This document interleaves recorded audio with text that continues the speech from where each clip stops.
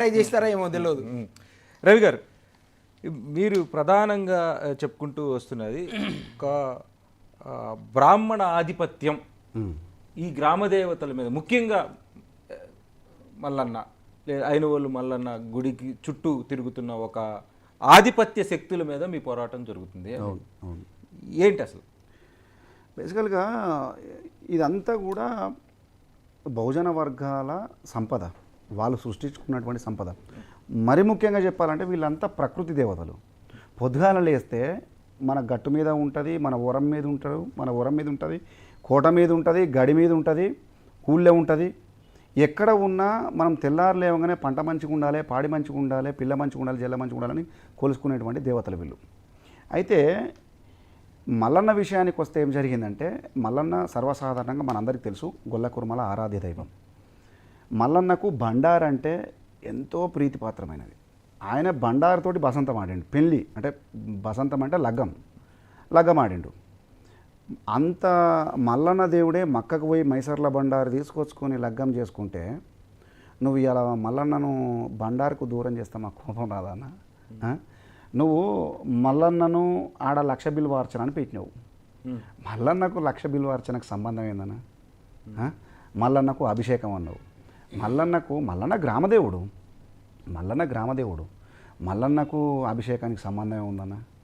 మల్లన్నకు ఇంకేమన్నావు? ఆగమశాస్త్రానికి సంబంధం, ఆగమశాస్త్ర పూజలు అన్నావు. ఎవరన్నా నవ్వుతారన్న? గ్రామంలో ప్రతి ఒక్కరు, ఒక గొల్లకుర్మలే కాదు, సబ్బండ వర్ణాలు, బహుజన వర్గాలు మొత్తం కూడా నవ్వుతున్నారు ఇవాళ. అరే ఏంది పిచ్చేంది, పిచ్చి తలకెక్కింది వీళ్ళకేమన్నా? అరే మల్లన్న ఒంటి నిండా అదేంది మన బిల్వపత్రాలు కప్పిరేమన్నా 1,00,000 బిల్వరచారని చెప్పి. మామూలుగా మహాదేవునికి శివునికే త్రిగుణాకారం అని చెప్పి ఒక బిల్వం తీసుకొచ్చి, 3 ఆకులు ఉన్నటువంటి ఒక బిల్వం తీసుకొచ్చి ఇన్ని నీళ్ళు వస్తే ఆ ప్రకృతి దేవుడు మహాదేవుడు సంతోషపడతాడు. అసలుంటిది 1,00,000 బిల్వాలంటే ఎన్ని చెట్లు నరకాలి? నువ్వు చేస్తున్నది ఏంటిది? మళ్ళా నాకు బోనం పెట్టాలి, చూడు బోనం పెట్టాలి. మళ్ళా నాకు బోనం పెడుతురా ఎప్పుడన్నా? మళ్ళా నాకు పొద్దుగాల ఎగిలివారంగా 3:30 గంటలకు ప్రార్థన చేయాలి. పాపం వాడు ఉన్నటువంటి ఒగ్గు పూజారులను అదిరించి బెదిరించి గర్భగుడిలో ఉన్నటువంటి పూజారులను తీసుకొచ్చి గంగరేగి జిట్ కింద తీసుకొచ్చి బజార్లో విచారం చేశారు. ఈ వీళ్ళు అక్కడ మల్లన్నకు సంబంధం లేనటువంటి ఆగమశాస్త్ర పూజలతోటి వీళ్ళు గర్భగుడిలోకి వచ్చారు. సరే మేము రావద్దంటలేం, భగవంతుడు అందరి వాడన్నా, నువ్వు రా చేసుకో. కానీ హక్కుదారులైనటువంటి ఆ పూజారులను గ్రిల్స్ బయట నిలబెట్టి నువ్వు ఆ గ్రిల్స్ లోపలికి వెళ్ళి మైకేసి ఒక అస్పృశ్యత భావంతో నువ్వు అక్కడ బయట అంటే ఒక అంటరాని వాళ్ళగా బయట నిలబెట్టి వాళ్ళ పుత్రులను, మల్లన్న దేవుడు ఎవరు? మా పూర్వీకుడు కదా, మా దేవుడు అని చెప్తలేం కదా, మా పూర్వీకుడు అని చెప్తున్నాం. మా పూర్వీకుని పూజలు చేసుకోవడానికి మీ పర్మిషన్ కావాలా మాకు? ఎక్కంచెలు వచ్చారు, యాంచెలు వచ్చింది మీ పూజలన్నీ? ఈ శాస్త్రం ఏం చల్లి నేను అదే అడుగుతున్నా. నాకు ఒక్క క్వశ్చన్ కూడా ఆన్సర్ రాలేదండి ఇంతవరకు. నేను ఎండోమెంట్ కమిషనర్ కూడా ఇచ్చినాను, నిర్దాక్షిణ్య క్షమాపణలు చెప్పారు కదా. నేను అదే అడుగుతున్నా, బండారుని ఎందుకు దూరం చేసిరంటే ఇప్పుడు కింటల బండారు ఒకడు వచ్చిండు ప్రశ్నించడానికి, కాబట్టి ఇలా కింటల కొద్దీ బండారు గుప్తున్నారు. ఇంతకుముందు కెట్టిపోయింది. ఇంకొకటి, ఇలా ఆడ మల్లన్న దేవునికి దండివారం నాడు లగ్గం చేయాలన్నా. అది షష్ఠి అమావాస్య వస్తుంది. షష్ఠి నుండి మొదలు పెడితే వారం రోజులు, ఏ రోజైతే ఆ రోజు. అంటే మన దేవుళ్ళకు తిథి నక్షత్రంతో కూడా సంబంధం లేదన్న. ఇదేంది అంటారు కదా, ఇవి తిథులు నక్షత్రాలు చూస్తారు కదా, ముహూర్తాలు పంచాంగాలు, అవిటితో కూడా సంబంధం లేదు. ఒకటే గుడ్డిగా షష్ఠి జరిగినట్టు నుంచి 7వ రోజు, అది ఏ రోజన్నా కానీ, అది అమాసే కానీ పున్నమే కానీ ఏవో రోజన్నా కానీ 7వ రోజు నాడు లగ్గం చేయాలి. అది లేదు.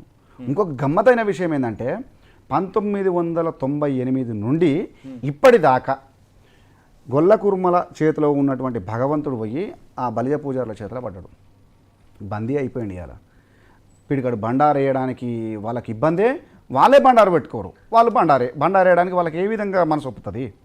వాళ్ళు తీసుకొచ్చి పెద్ద పట్నం మీరు చూస్తుంటారు, పాపం ఆడ 159 మంది ఒగ్గు పూజారులు రాత్రి అంతా కష్టపడి ఆడ పెద్దపట్నం వేస్తారు. పెద్దపట్నం ఆ రాత్రి మొత్తం కష్టపడి పెద్దపట్నం వేస్తే వీళ్ళు 98 వరకు గొల్ల కుర్మల చేతిలో ఉన్నటువంటి పూజారుల చేతిలో ఉన్నటువంటి ఆ దేవుణ్ణి గుంజుకున్నారు. ఆ దేవుణ్ణి వీళ్ళే పట్టుకొని వచ్చి ఆ పట్నంలో కూర్చోబెట్టి లగ్గం చేయాల్సినటువంటి పరిస్థితులను, అంత ఔన్నత్యాన్ని, ఆ పవిత్రతను ఆ స్వచ్ఛమైనటువంటి పవిత్రమైన పటాన్ని వీళ్ళు దొక్కుంటూ పోతారన్న. నువ్వు దొక్కుతున్నది పటాన్ని కాదు, గొల్ల కురుమల ఆచారాన్ని. నువ్వు దొక్కుతున్నది పటాన్ని కాదు, సబ్బండ వర్ణాల గుండెని దొక్కుతున్నావు కదా నువ్వు. నీకేం రైట్ ఉందని అడుగుతున్నా నేను. బండారు మేము పెడతాం, నువ్వేమో పెట్టడానికి నీకేం రైట్ ఉంది? ఒక పూజారి పెట్టాలి బండారి మల్లన్న గుళ్ళల్లో. నేను అదే ఇంతకుముందు కూడా చెప్పిన, ఈ ఊళ్ళల్లో బొడ్రాయి తమ్ముడు చెప్పిండు, ఊళ్ళల్లో బొడ్రాయి ప్రతిష్టలు అనేటివి చాలా గొప్పగా జరుగుతున్నాయి అన్న. ఇవాళ బొడ్రాయి ప్రతిష్ట చేయాలంటే ఒక్కొక్క ఇంటికి ఒక్కొక్క రూపాయలు ఖర్చు అవుతున్నాయి ఇవాళ. అరే బొడ్రాయితో నీకేం పని నాకు అర్థమవుతలేదు. బొడ్రాయితో నీకేం పనో చెప్పు, నీకేం సంబంధం చెప్పు. మీరు వచ్చి మళ్ళీ ఆడికి వచ్చి యాగాలు యజ్ఞాలు, యజ్ఞతంత ఎక్కడున్నది? విగ్రహారాధన మన సంస్కృతి సాంప్రదాయంలో ఎక్కడున్నదో నాకు చెప్పురి. కథం విగ్రహ ప్రతిష్టాపన పేరుతోటి, ఎంత ప్రతిష్టాపన పేరుతోటి విగ్రహాన్ని పెడతావు, విగ్రహం ఉన్నది కాబట్టి నేను రావాలంటావు.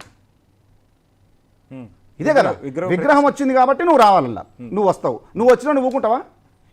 ఇదివరకు దాకా గర్భగుళ్ళు ఉన్నవాడు బయటికి వెళ్ళిపోవాలి. అంతేగా, బయటికి వెళ్ళడం కాదు, ఆ అంచులలో అంటే ఆ చుట్టుపక్కల కూడా అక్కడ అతనే అస్పృశ్యుడు కనబడద్దు వాడు.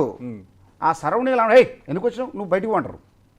అంటే దుర్మార్గమైన చర్యలు. నేనేమంటున్నా అంటే దేవుడు అందరి వాడు. దేవుడు అంటే ఒక శక్తి. ఆ శక్తికి నువ్వు బిడ్డవే నేను బిడ్డనే. నా దేవతలను నువ్వు రాక్షసులు అన్నోనివి, నా దేవతలను నువ్వు బలిదేవతలు అన్నోనివి, నా దేవతలను అమ్మదేవతలు కావచ్చు, అక్కదేవతలు కావచ్చు, అన్నదేవతలు కావచ్చు. వీళ్ళు రక్తాన్ని తాగుతారు, వీళ్ళు మాంసాన్ని తింటారు, వీళ్ళు రాక్షసులు అన్నోనివి. ఇవాళ నా దేవుడు నీకు పూజకి ఎట్లా పనికొచ్చాడని నేను అడుగుతున్నా. బొడ్రాయి ప్రతిష్టాపన చేయాలంటే వీళ్ళకు ఒక సాంప్రదాయం ఉంటుంది, ఒక ప్రాసెస్ ఉంటుంది. ఆ ప్రాసెస్ను మొత్తం భగ్నం చేసి నువ్వు బ్రేక్ చేసి ఇవాళ యజ్ఞయాగాదులు పెడితే ఇలా ఎక్కడ పోవాలి, వీళ్ళు ఎటు పోవాలి? ఇలా అన్నమో రామచంద్ర అనుకుంటా ఎవరి ముఖం చూసినా అంటే ఎండోమెంట్కి పోతే ఎండోమెంట్కి రానియరు. ఎందుకంటే వెలివాడలలో వెలిసినటువంటి అంటే మీరు పూజారులను మొత్తం గమనించండి, బహుజన పూజారులను మొత్తం గమనించండి. గొల్ల కుర్మ సామాజిక వర్గం కావచ్చు, లేకపోతే ముదిరాజు సామాజిక వర్గం కావచ్చు, గౌడ సామాజిక వర్గం కావచ్చు, లేదంటే బైండ్ల సామాజిక వర్గం కావచ్చు, మాదిగ సామాజిక వర్గం కావచ్చు, లేకపోతే పంబాల సామాజిక వర్గం కావచ్చు, ఏర్పుల సామాజిక వర్గం కావచ్చు.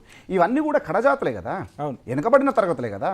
వీళ్ళకంటూ మీరు రానియకపోతున్నాయి కదా, మీ గుళ్ళలకు రానియకపోతున్నాయి కదా. మాకంటూ ఒక సపరేట్ గుడి, మాకంటూ ఒక సపరేట్ దేవుడు, ఏదో మాకు వచ్చినట్టుగానే ఒక 4 గుంజలు నాటుకొని ఒక పందిరి వేసుకొని మేము మొక్కుతున్నాం. అంతకంటే పూర్వీకులు ఆది హిందువులం కదా. ఇప్పుడు హైందవం అది ఇది ఆ ముచ్చటకు వస్తే ఆది హిందువులమే మేమని చెప్తున్నాం, గుండె దర్శకొని చెప్తున్నాం.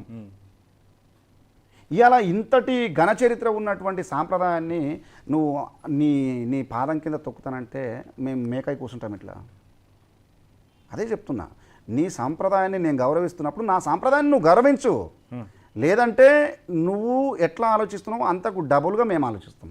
ఇంతమందికి పెద్దలు చదువుకోలేదు కావచ్చు, మేము చదువుకున్నాం కదా, రీసెర్చ్ చేస్తున్నాం కదా, గౌరవించడం నేర్చుకోండి అని చెప్తున్నాం. చాలా గొప్ప పాయింట్ 11 అయితే. యశ్పాల్ అన్న రాసిన ఒక పాటలో, సమ్మక్క సారక్క పాటలో ఒక 2 లైన్లతో మొత్తం చరిత్రని ఎట్లా ఉందనేది చెప్పేసి నాకు ఇష్టమైన 2 లైన్. గుడి లేదు, గుడి తలుపు లేదు మా మేడారంలో అని ఒక్క లైన్తో మొత్తం చరిత్రని, తెలంగాణ చరిత్రని ఒక్క లైన్తో చెప్పేసిన గొప్ప రచయిత అన్న.